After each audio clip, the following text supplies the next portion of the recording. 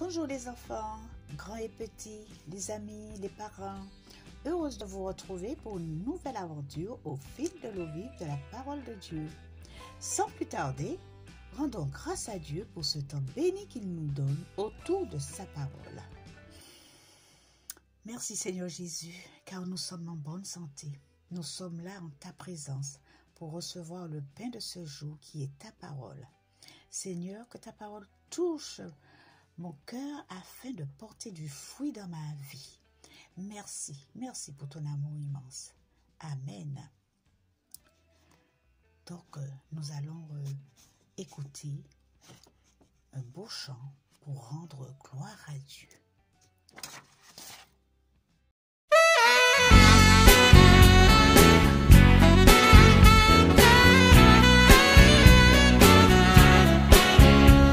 La foule était immense autour de lui, ils étaient des milliers. Tous ceux que l'espérance avait conduit vers Jésus l'envoyait.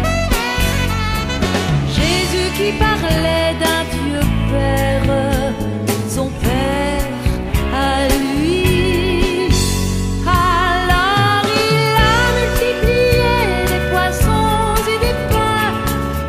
Chacun soit rassasié.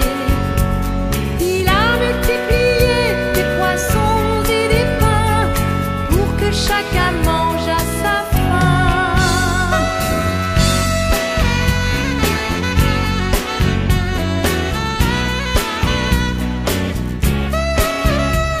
Déjà tous les malades et les boiteux qu'il venait de guérir au flanc de la montagne étaient nombreux, sans manger, sans dormir, pour l'écouter parler du Père, son Père à lui. Alors il a multiplié des poissons et des pains pour que chacun soit rassasié. Il a multiplié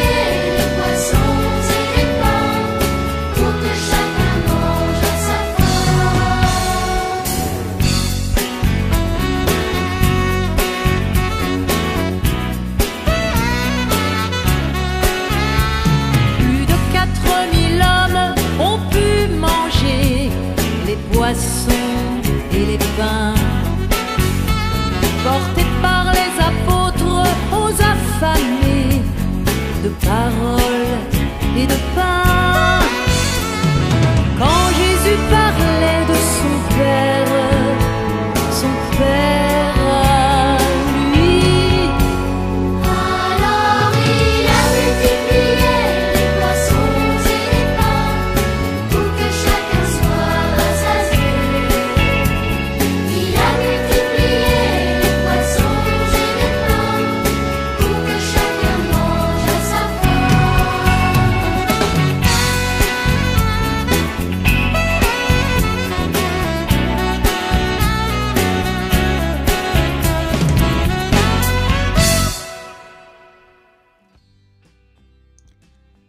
Nous venons d'écouter un chant merveilleux qui parle de pain, de poisson. Allons-nous déguster ces victuailles? Je pense qu'il y a un grand pique-nique qui se prépare. Mais dites-moi les amis, avez-vous déjà vu quelque chose qui vous a vraiment étonné? Acrobatie incroyable, spectacle d'animaux dans un cirque qui peuvent vous faire dire « Waouh !» Mais avez-vous déjà vu quelqu'un faire apparaître de la nourriture? Pas faire apparaître, je ne veux pas dire sortir du four ou faire un tour de magie, mais bien créer de la nourriture par sa puissance et sa parole.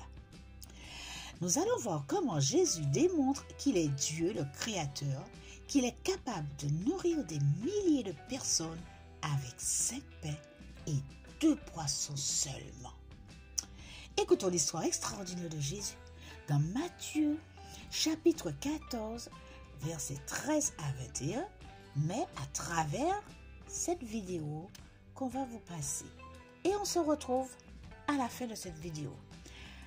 Bonne écoute, à tout à l'heure. Je vais te raconter une histoire vraie de la Bible parce qu'elle est la parole de Dieu. Un jour, Jésus et ses amis, les 12 disciples, sont dans un endroit où il y a beaucoup de monde. Ces gens veulent entendre Jésus. Mais les disciples sont fatigués et n'ont même pas le temps de manger. Alors Jésus dit, « Allons dans un endroit calme et reposez-vous un peu. » Comme ils sont toujours à Capernaum, près de la mer de Galilée, ils montent dans leur barque pour se rendre dans une petite ville proche qui s'appelle Bethsaïda. Tu vois sur la carte, c'est en haut, au nord d'Israël, dans la région où Jésus a grandi. Mais les foules regardent tout ce qu'il fait, et elles ont deviné où Jésus et ses disciples vont. Alors, beaucoup de gens partent rapidement à pied pour les attendre à Bethsaïda. Du coup, pas de repos pour Jésus et les disciples. C'est vrai, ils sont très fatigués et ont beaucoup travaillé à guérir des malades et à enseigner la parole de Dieu. Mais Jésus accueille cette grande foule et se met à leur parler des merveilleuses choses du royaume de Dieu. Les gens aiment l'écouter et viennent pour se faire guérir, et Jésus fait beaucoup de miracles. Alors personne ne voit le temps passer, et il fait déjà presque nuit. Tu sais, à cette époque, on n'a pas encore découvert l'électricité, et ce sont des bougies ou des lampes avec de l'huile qui éclairent tout doucement. Il n'y a pas de lampadaire dans les villes, ni de téléphone pour avertir la famille qu'on rentrera tard. Il n'y avait pas non plus de cuisinière pour y faire cuire rapidement un repas. Non, on préparait le repas sur un feu de bois ou de charbon, et c'était long, très long. Mais ce soir, personne ne s'inquiète de tout ça, sauf les disciples. Ils vont voir Jésus et lui disent « Renvoie la foule pour qu'ils trouvent un endroit pour dormir et pour manger, car ici il n'y a rien du tout. » Et Jésus leur répond « Donnez-leur vous-même à manger. » Oh là là, ce n'est pas une famille ou deux qu'il y a là, c'est une foule de 5000 hommes, sans compter les femmes et les enfants. Donc, il y a bien au moins 15 000 personnes et rien à manger. Est-ce que tu imagines rester toute une journée à écouter les histoires merveilleuses de la Bible et ne pas manger le soir, puis dormir tous ensemble dehors? Les disciples, Philippe, André et les autres commencent à paniquer. Mais nous n'avons que 5 pains et 2 poissons qu'un jeune garçon a apportés. Peut-être veux-tu que nous allions nous-mêmes acheter de la nourriture pour tout le monde? Mais je pense qu'ils ont dit ça juste parce qu'ils ne savent pas que faire, car ils sont pauvres et n'ont pas l'argent pour acheter autant de nourriture. Et en plus, ils doivent faire des kilomètres pour en trouver et à pied, puisqu'ils n'ont pas d'âne ou de chevaux. Comme toujours, Jésus sait bien ce qu'il fait. Les disciples vivent avec lui et ont l'habitude de le voir faire des miracles, mais pourtant, ils s'inquiètent au lieu de simplement lui faire confiance. C'est vrai que ce doit être impressionnant de voir tant de monde autour d'eux, et souvent, quand on est très fatigué, on n'a pas des bonnes réactions, on s'inquiète. Une autre fois, Jésus leur avait déjà dit de ne pas s'inquiéter pour la nourriture, car Dieu sait ce qu'il fait, ce qu'il leur faut, et nourrit ceux qui s'occupent de son royaume. Mais nous avons souvent du mal à vivre dans le royaume de Dieu, on doit apprendre et apprendre. C'est seulement ceux qui croient que Jésus leur a pardonné le mal de leur cœur, ça c'est le péché, qui font partie du royaume de Dieu et qui peuvent voir les merveilles de Dieu. Alors Jésus leur dit « Apportez-moi ce que vous avez et faites asseoir la foule par rangées de 50. » Là, je pense que les disciples ont comme une étincelle. Ding! En pensant « Il va faire quelque chose !» Et vite, ils obéissent. Tu as vu que des fois, ça prend du temps de mettre ta classe en rang. Alors, imagine pour plus de 10 000 personnes, ça prend du temps. Mais je pense que tout de même, les gens sont pressés de voir ce que Jésus va faire. Alors Jésus dit « Donnez-moi les 5 pains et les 2 poissons. » Puis il lève les yeux au ciel et dit « Merci mon Dieu pour cette nourriture. » Oui, il rend grâce à Dieu, il bénit ce repas. Ensuite, il les donne aux disciples pour les distribuer à la foule. Je ne peux pas te dire exactement comment ça s'est passé. Mais quand les disciples donnent un morceau de pain à quelqu'un, eh bien il y en a d'autres dans le panier. Et c'est la même chose pour les poissons. Les paniers se remplissent au fur et à mesure que les gens mangent. N'est-ce pas un autre merveilleux miracle? La nourriture s'est multipliée. Voilà encore une preuve que Jésus est le Dieu créateur. Personne ne sait d'où vient toute cette nourriture, sauf les disciples.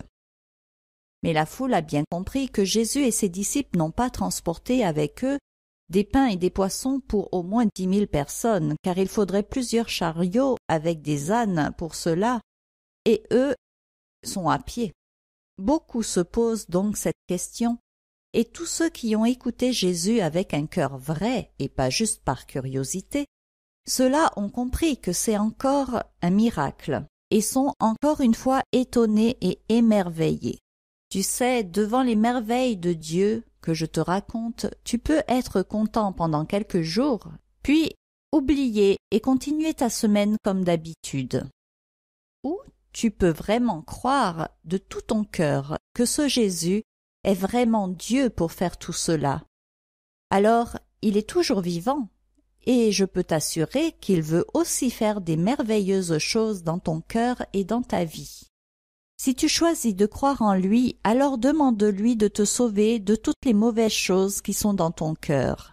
Car Dieu n'accepte même pas une petite tache dans ton cœur. Il t'entendra et te donnera un cœur nouveau. Et, comme pour ses disciples, il t'apprendra à vivre dans son royaume. As-tu remarqué que Jésus ne gronde pas ses disciples? Il sait qu'il leur faut du temps pour comprendre et il les aime. Notre histoire n'est pas finie. Eh bien, tout le monde a très bien mangé et je pense qu'après avoir marché toute la journée et écouté Jésus, toute cette foule devait avoir très faim. Mais en plus, il y a 12 paniers de morceaux qui restent. Jésus s'occupe toujours de ceux qui aiment sa parole. Ne l'oublie pas. Alors, cela vous a plu, j'espère, cette vidéo. C'est vraiment fantastique, hein? On peut dire, waouh! C'est vraiment un formidable pique-nique, n'est-ce pas? Alors, après ce signe miraculeux de Jésus, la foule en déduisit, pas de doute, cet homme est vraiment le prophète qui devait venir dans le monde. Et on trouve cette référence dans l'évangile de Jean, au chapitre 6, verset 14. Alors, qu'est-ce qu'il faut que tu retiennes de ce beau passage de l'évangile, ce miracle de Jésus, encore une fois, pour nourrir toute une foule? Qu'est-ce qu'il faut que tu retiennes? Eh bien, que Dieu pourvoit à tous vos besoins, à tous nos besoins, à tous tes besoins. Dans Philippiens, c'est-à-dire dans le Nouveau Testament, chapitre 4, verset 19, l'Écriture nous dit, mon Dieu pourvoira à tous vos besoins selon sa magnifique richesse par Jésus-Christ. Alors là, c'est vraiment un verset, les enfants, qu'il faut vraiment que vous retenez, parce que c'est un verset qui va vous servir dans toutes les circonstances. Quand vous allez penser que, oh non, c'est impossible, c'est pas possible, je ne peux pas faire ça, je ne peux pas partager peut-être mon petit sachet de chips avec tout ça, tous ceux qui sont autour de moi, non. Dites-vous bien que Dieu va pourvoir à tous vos besoins. Même si c'est un seul petit chiffre que tu donnes à chaque personne, tout le monde aura quelque chose. Voilà, alors donc, on va encore le répéter. Philippiens 4, verset 19. Mon Dieu pourvoira à tous vos besoins selon sa magnifique richesse par Jésus-Christ. Alors, le pouvoir de nourrir 5000 personnes, sans compter les femmes et les enfants, avec 5 pains et 2 poissons, prouve bien que Jésus est le Fils de Dieu. Il a donc toute autorité pour appeler l'homme à la repentance, c'est-à-dire pour que l'homme vraiment reconnaisse son état de pécheur et puis pour se tourner vers le Seigneur, pour se tourner vers Jésus et surtout croire en lui. Ceux qui veulent être sauvés doivent se tourner vraiment vers Jésus, se soumettre à son autorité et répondre à son appel pour leur vie. Ça veut dire que toi, le Seigneur t'attend quand tu lui donnes ta vie. Quiconque reçoit le salut doit suivre l'exemple de son maître en montrant de la compassion pour ceux qui sont dans le besoin. Donc, l'exemple de ton maître Jésus, parce que tu te seras tourné vers lui disant que Jésus, tu es mon Seigneur et mon maître. Tu dois vivre comme Jésus, tu dois faire comme Jésus. C'est ça, suivre l'exemple de son maître. Donc, quand Jésus descendit de la barque, il vit une foule nombreuse. Alors, il fut pris de pitié pour elle et guérit les malades. C'est ça, pris de pitié pour cette foule. C'est ça la compassion de Jésus. Et donc, il les a guéris et puis aussi, il les a enseignés. Dans Matthieu, chapitre 14, verset 14. Donc, Jésus montre qu'il ne faut pas s'inquiéter. Si Dieu nourrit les oiseaux, il prend soin aussi des hommes qu'il a créés à sa ressemblance. Jésus veut qu'on lui fasse confiance, qu'on lui donne ce que l'on a, comme ce petit garçon qui donne le peu qu'il avait. C'est ça, avoir la foi. Il croit que Jésus va faire quelque chose de grand avec très peu. Jésus a rassasié la foule par sa parole pour leur âme et leur corps par le miracle de la multiplication des pains. Alors, vraiment, les enfants, il faut vraiment que vous sachiez que c'est la divinité de Jésus qui lui a donné le pouvoir de nourrir la foule. Et rappelez-vous que Jésus, il a compassion de la foule. Et dans Matthieu 14, verset 14, nous avons ce verset aussi qu'il faut vraiment que vous le mettez en mémoire, que vous le gardez en mémoire, si on peut dire. Quand Jésus descendit de la barque, il vit une foule nombreuse. Alors, il fut pris de pitié pour elle et guérit les malades.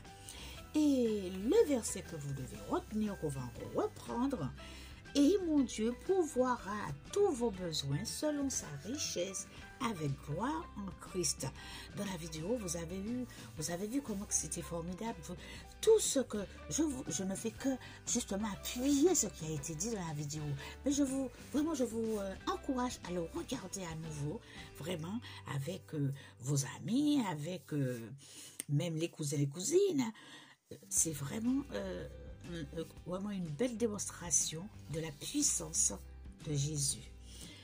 Alors, on peut reprendre encore le verset, Philippiens 4, verset 19. « Et mon Dieu pourvoira à tous vos besoins selon sa richesse avec gloire en Christ. » Alors, soyons reconnaissants de ce que Dieu répond généreusement à son peuple perdu sans lui. Dans Jean, chapitre 6, verset 35, Jésus dit « Je suis le pain de vie. Celui qui vient à moi n'aura jamais faim, et celui qui croit en moi n'aura jamais soif. » Crois-tu cela? Moi, je le crois. Alors donc, je te laisse avec vraiment cette belle histoire de l'Évangile, qu'il faut vraiment que tu te rappelles toujours que Jésus pourvoit à tous tes besoins et qu'il est toujours là pour toi. Et qu'il attend une chose, c'est que tu lui donnes carrément ta vie. Et pour cela, voilà, il faut faire le pas de foi. Comme ce petit garçon qui a donné ce qu'il avait, le peu qu'il avait. Alors notre leçon est terminée aujourd'hui. Je ne sais pas si j'ai eu le temps de vous faire un petit poème, mais voilà, je vais quand même vous le faire, vous le laisser. Ne t'inquiète pas pour ce qui te manque ou pour ceux dont tu as besoin pour vivre. Dieu s'occupera de tout. Regarde les oiseaux du ciel. Ils ne sèment pas, ils ne cultivent pas, ils n'amassent pas de récolte dans des greniers. Mais ton Père qui est au ciel les nourrit aujourd'hui et demain encore. Regarde les fleurs des champs. Elles ne se font pas de vêtements et pourtant elles sont belles. Dieu habille les fleurs des champs. Puisque Dieu s'occupe de nourrir les oiseaux et de parer les fleurs de beauté, ne penses-tu pas qu'il s'occupera de toi? Ne penses-tu pas qu'il te nourrira de son pain et qu'il t'habillera de sa lumière? N'aie pas peur, aie confiance. Dieu connaît tes besoins. Préoccupe-toi du royaume de Dieu et vis la vie juste qu'il te demande. Dieu te donnera tout le reste. Bonne semaine sous le regard béni de Dieu. Au revoir, à bientôt.